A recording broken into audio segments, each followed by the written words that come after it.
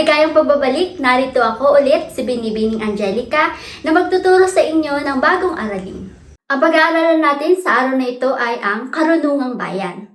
Bago pa man dumating ang mga Kastila sa ating bansang Pilipinas, inaakala ng marami na ang Pilipino daw ay mga mangmang. Ngunit doon tayo nagkakamali dahil ang mga Pilipino ay hindi mangmang. Pinatunayan ito dahil pinamalas ng ating mga ninuno ang kanilang katalinuhan sa pamamagitan ng ating mga karunungang bayan. Ano nga ba ang karunungang bayan? Ang karunungang bayan ay isang sangay ng panitikan na kung saan nagpapahayag ng kaisipan at paniniwalang sumasalamin sa iba't ibang karanasan ng tao sa isang kultura. Ilan sa mga karunungang bayan na ating tatalakayin ay ang salawikain, sawikain, at kasabihan. Handa na po ba kayo? Simulan natin sa salawikain. Ito ang matalinghagang pahayag na ginagamit ng mga matatanda upang magbigay ng aral lalo na sa mga kabataan. Ginagamit ito bilang panuntunan ng buhay at patnubay sa kagandahang asal. Ang salawikain din ay mayroong two-liner sentence.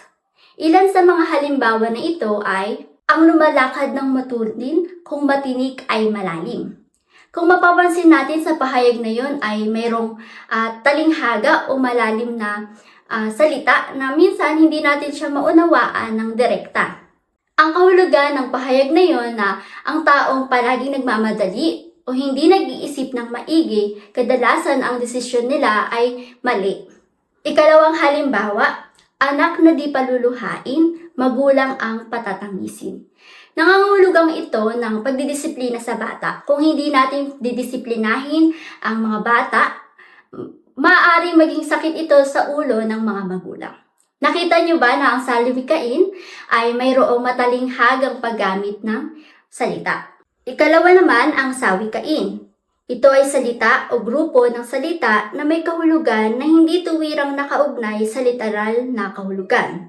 Bukod dito, ang sawikain ay isa lamang parilala. Ano po ba ang parilala? Ito ay lupon ng mga salita na walang diwa.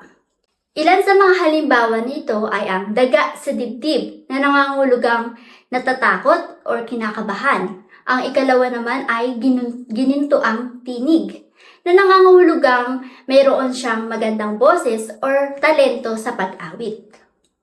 Naunawaan po ba?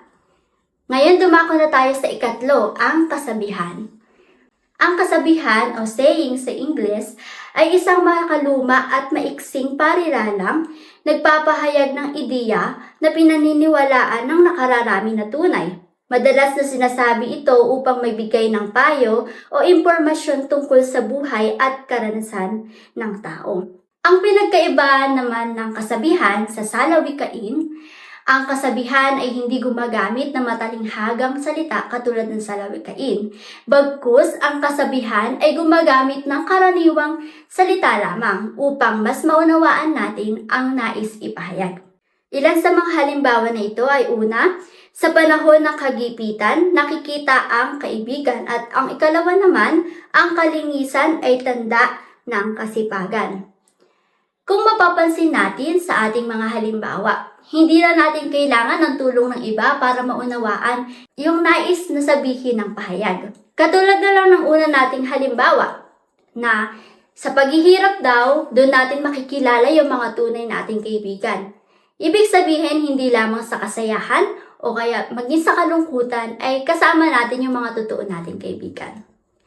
Ngayon naunawaan nyo ba ang salawikain, sawikain, at kasabihan? Mahalagang maunawaan natin ang definisyon ng salawikain, sawikain, at kasabihan kasi hanggang ngayon marami pa ring nalilito at napagpapalit-palit kung ano ba talaga ang kahulugan ng mga karunungang bayan na ito.